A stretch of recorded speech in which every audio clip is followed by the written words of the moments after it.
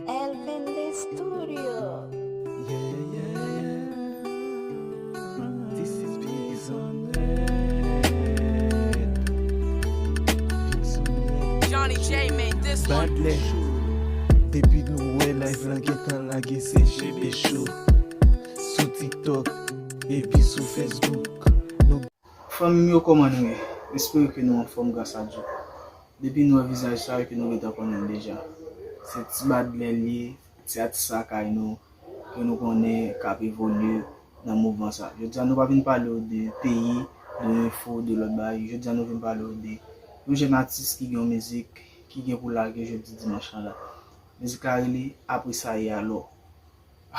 Se tout bay la den yo si lo yo e, ke map di nou pase abone avèk chanel YouTube mwen, ede m avanse, ede m voye ti jen mwen yo monte. Parce se nou pou fel, pa yon moun kap fel. An ankouraje ti jen yo. Nou wabwen kon nan ki rejyon rap devlope. Depi e sak bon rap fe, an ankouraje yo. Nou wabwen konnen, depi li rive nan zoy nou, nou el bon, nou en ka konsomel, baton.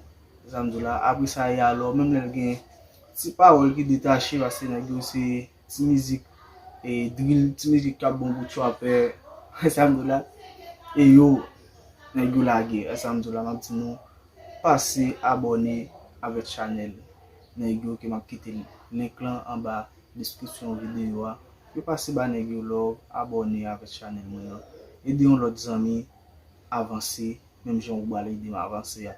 Nou ka toujou pataje lon zami nou, ke nou ka fe livi an potak ave nou tou, pou nou sil gon proje, ke nou ka toujou bal ti kout men jan nou ka bal sipol. Map di nou, pase abone avec channel YouTube mwen, ede m avanse. Bien vif, après ça y a l'eau. Wap kritike m, après ça y a l'eau. M'a passé, après ça y a l'eau. Vous êtes pas déshonnête, après ça y a l'eau. Mais sauf fait la bestie, après ça y a l'eau. Wap posse nan funky, après ça y a l'eau. Fait vilain goleti.